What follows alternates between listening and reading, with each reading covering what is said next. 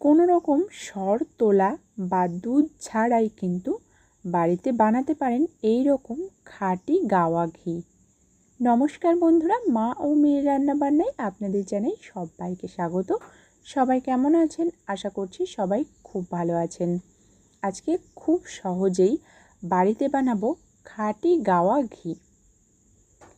আজকে অন্যরকম একটা রেসিপি শেয়ার করছি, কারণ অনেক সময় অনেকের বাড়িতে ফ্রিজ নাও থাকতে পারে, আবার বাড়িতে অনেকটা বাটার আনা হয়েছে, রাখবেন কিভাবে? ওই বলতে পারেন ঘি বানিয়ে বাটারটা সংরক্ষণ করা, এই রকম পদ্ধতি এটাই আর কি। বাটারটা এইভাবে ভালো করে জাল করে নিতে হবে মিডিয়াম টু লো ফ্লেমে, তাহলেই কিন্তু একটা খাঁটি গাওয়া ঘি পাওয়া যেতেই পারে। আর বাটারটাও ভালো হলো সংরক্ষণ করা হয়ে গেল। সব সময় তো সবার বাড়িতে ফ্রিজ থাকবে এমন কোনো কথা নয়, তবে এখনকার দিনে অনেকের বাড়িতেই আছে, কিন্তু আমার বাড়িতে এখনও ফ্রিজ আসেনি। আমি বাটার আনলে কাজে লাগিয়ে তারপর বাটারের কাজ মিটে গেলে এভাবেই কিন্তু বাটারটা ঘি বানিয়ে রেখে দিই। আর আমার মনে হয় সেই আগেকার দিনের খাঁটি ঘি খাচ্ছি। যাই হোক, রেসিপিটা আপনাদের সঙ্গে শেয়ার করলাম আমি কিভাবে বাটার থেকে ঘি বানাই, বা ফ্রিজ ছাড়া বাটারটা সংরক্ষণ, যেটাই আপনারা বলেন না কেন।